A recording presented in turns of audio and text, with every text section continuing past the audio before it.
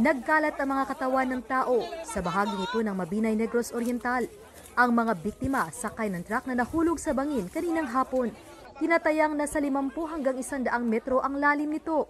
14 ang patay habang 3 ang sugatan.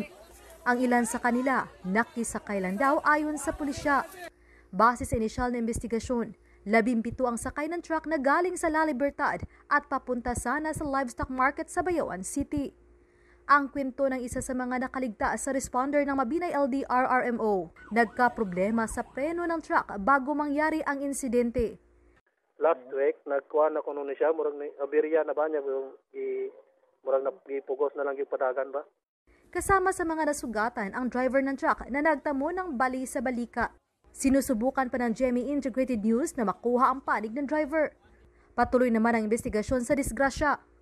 Para sa GMA Integrated News, ako si Femari Dumabok ng GMA Regional TV Balitang Bisdak, ang inyong saksi. Natagana ng 10-wheeler ang isang pickup truck sa Quezon City. Mag-alas 11 na umaga kanina, nasa second lane ng Katipunan Avenue ang pickup nang dumating ang mas mabilis na 10-wheeler. Napasampa ang 10-wheeler sa Center Island sa tumagilid. Nagkayupi sa kaliwang bahagi ang pickup. Hindi humarap sa media ang driver nito. Bahagyang nagkagalos naman ang driver at pahinante ng 10-wheeler. Iniimbestigahan kung human error o mechanical error ang nangyari.